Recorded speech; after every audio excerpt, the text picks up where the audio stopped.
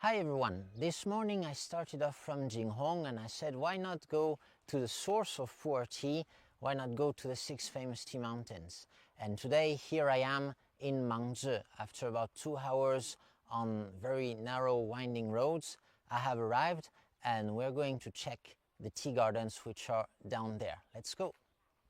And today when I say we're at the source of the Puer tea history, I'm not going to tell you a bunch of legends. Actually, during my time in France, I was quite bored, so I studied a lot about Chinese history and more particularly the history of tea. And Puer tea is a part of this history which is quite different actually from the rest of China. Because for a long time, Yunnan was not really directly administered by China, and it was producing what we call the border teas, the frontier teas, the Bianjing Cha. These teas were mostly exported towards the west, towards Tibet, so sold to the monks in Tibet, to the herdsmen in Tibet, and also to the nomadic populations in the steppes in the northwest of like Mongolia and northwest of China. But you could say that the high quality Puer tea as we know it today, its history is a bit more recent. So the border tea started being exported about 1400 years ago during the Tang dynasty. But high quality Puer tea has a much more recent history. In China, it really got popular during the Qing dynasty. And you know why?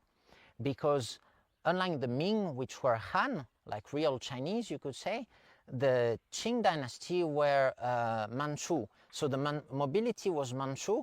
So they were from those nomadic origins. And so they really wanted to get Puer tea as a tribute. This tea was considered by the Han Chinese as a low-end tea. It was like really the cheap tea you would sell to the poor people in the West, the uncivilized people. It was a bit a tea for the barbarians, really. But once those barbarians were in Beijing and were in control of the imperial palace and the Forbidden City, they required their tribute in Puer tea. And it's partly how this high-quality Puer tea history began. We were in Xishuangbana, here in the extreme south of Yunnan, and at the time, the Xishuangbana was mostly governed by the Dai nobility. The Mongols had actually invaded Yunnan and incorporated it to China. But they soon find out that they couldn't really manage the region because people just wouldn't listen. There are many ethnic groups here and they just wouldn't submit to direct imperial power. Think of it a bit like Afghanistan with lots of ethnicities and one big country trying to either bring communism or democracy to the country. It just didn't work in Yunnan. And so what they did, what the Mongol Empire did during the Yuan dynasty is appoint what they call tusi. The tusi are just the local leaders, so it was more like a colony. They had a local elite, which were Dai, and they were given a title by the emperor, but in practice they had quite an autonomous control over the region. All they needed to do was to give tribute to the emperor occasionally and kind of submit to the emperor. Just say, okay, we are Chinese and we submit to the emperor. That would be the emperor some legitimacy. So that would be especially useful during the transitions period for like internal stability in China.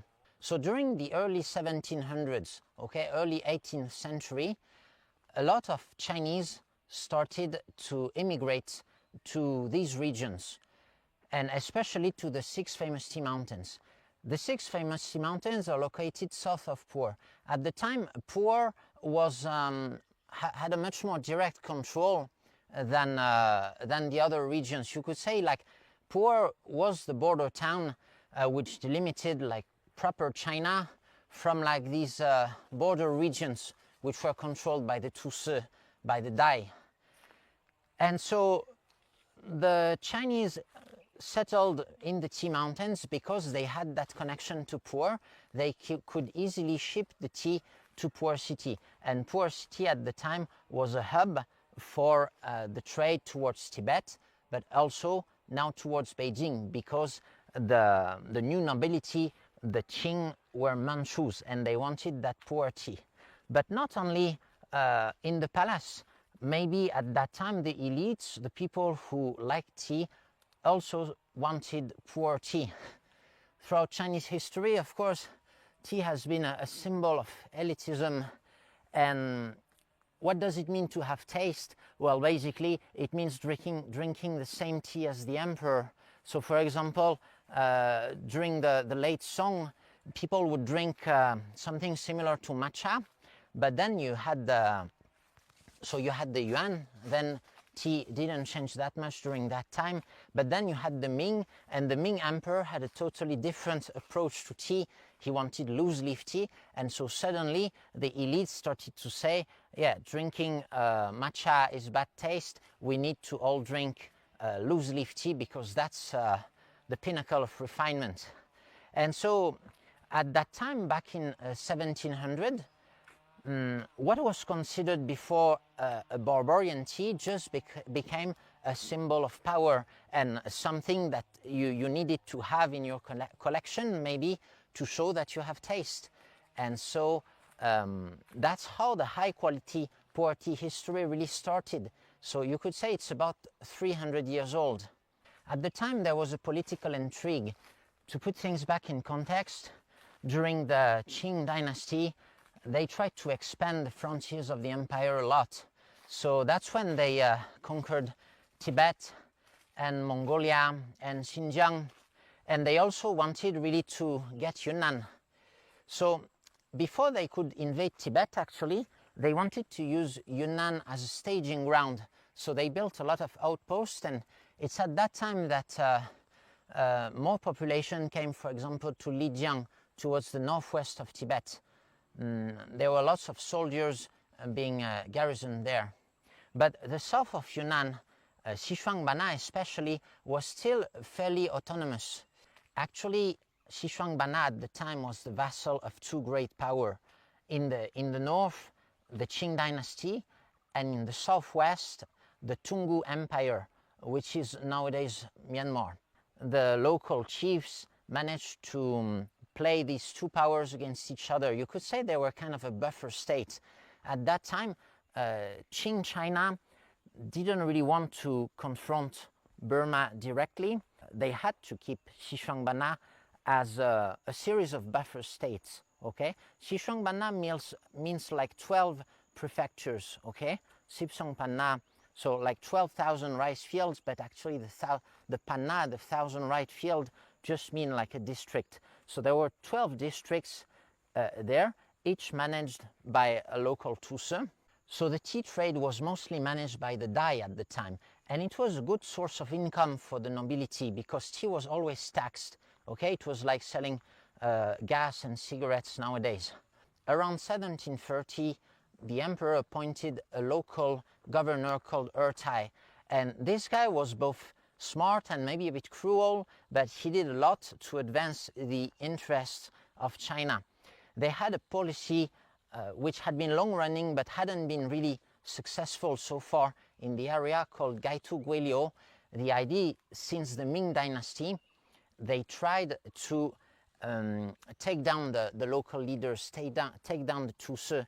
To remind you, the Mongols during the Yuan dynasty had set up that local leader system, fairly independent from imperial authority, and from the Ming on, they tried to take down that system, but they had a hard time. They were fairly successful in northern Yunnan, but not so much in the south, because of the influence of the Burmese Empire right next door. But during the Qing dynasty, they tried to be more assertive and put more pressure to take down those Tusi. So they appointed Ertai to manage this thing. So basically they appointed this governor who managed, through political manipulation, military action, who managed to invade and control the 6 famous tea mountains. Why here and not further? Because it was one of the 12 panna, so they only needed to take down 1 Tusi to manage here. And the other pannas were behind the Mekong River. So militarily, it was just easier to set up a garrison and annex this area. But you could say the craze for Puer tea started before the annexion. The annexion was the result of tensions, actually. Ortai's casus belli for invading this area was that some merchants had been killed by the locals, because in early 1700 lots of Han set up here to do the tea business, and their business was so successful that they started buying the land, and maybe the relationships, the commercial relationships became unbalanced, which really pissed off the local nobility, who like controlled the workers and the workers themselves. So everybody was a bit pissed at those very successful Han merchants, and apparently one or several merchants were killed in the mountains. That's the reason why the army was sent. It was to secure, to protect the Chinese interests and to protect the Chinese people there. Now, of course, the main political reason was to deprive the Dai nobility of an important source of income. The tea was taxed, but you could say for the Dai nobility, this tea income was significant, and they would tax it because they controlled the land. Now, if the Chinese invaded it, the Chinese would get the money from the land. They didn't really care about the tea tax in absolute terms. It was more to deprive the Dai from that income, so that they would be weaker, maybe less able to raise armies and cause trouble, and slowly be able to eat up on their power and reclaim all the land.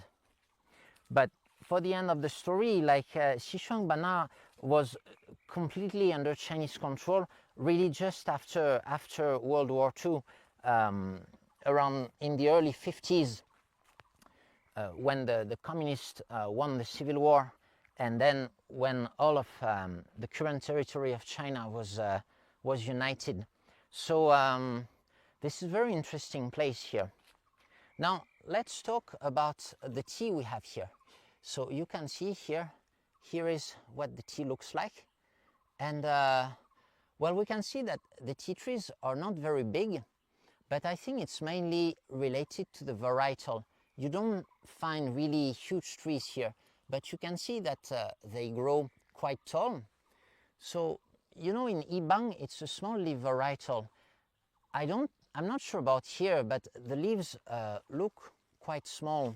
So I think it's not properly a Camellia sinensis, but it's probably a hybrid, and it's in the world, by the Puer standards, this is quite a small leaf. And those small leaf varietal trees, they tend to grow, to have many branches like this. They don't form a single trunk, and they tend to grow more slowly, have a lower output of leaves, less productivity, and they will never grow as thick as like the tea trees you can find in Hekai or Laobanzang. So in terms of taste, these trees give highly fragrant tea, and that's really the characteristic, you know. That's why I drove 2 hours from Jinghong to here, because I really wanted to taste that characteristic fragrance. We got some tea from here in 2024, and I often drink it because throughout the aging, the fragrance is evolving, but it's a very natural, rich and like foresty-like fragrance, which I think, well, kind of translates the landscape you find here quite well. You can see the gardens are, so here they don't have a lot of plantations, really. Most of their gardens are like this. The trees are not necessarily very big, but the natural environment is very good. You can see they also have ladders to pick the tea, because you can see that they don't prune the tea like in Mangzhi. They don't prune it at 2 meters high.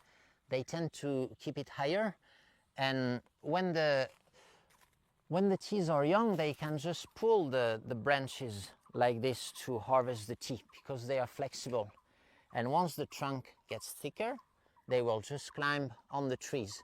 You can see, like for example, in those big trees, you have some little platforms at the top where the tea pickers can stand.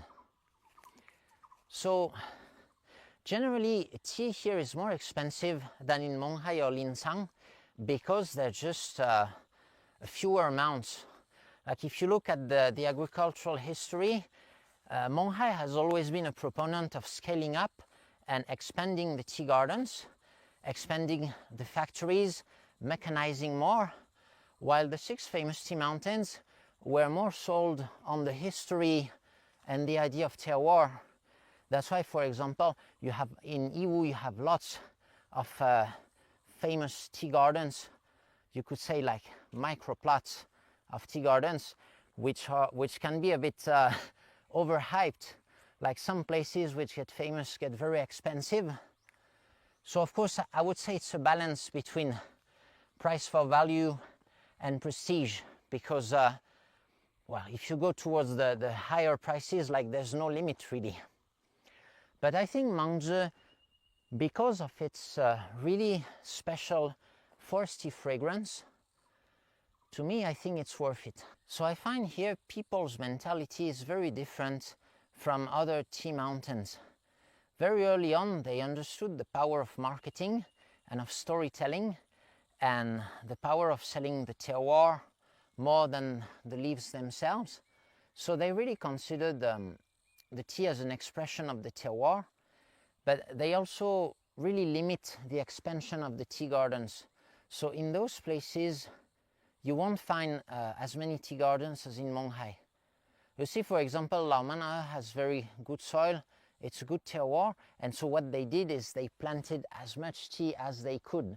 They still managed to protect the forest cover, but they have huge quantities, which means that, well, it certainly affects the price, which kind of makes it a good price for value in my opinion.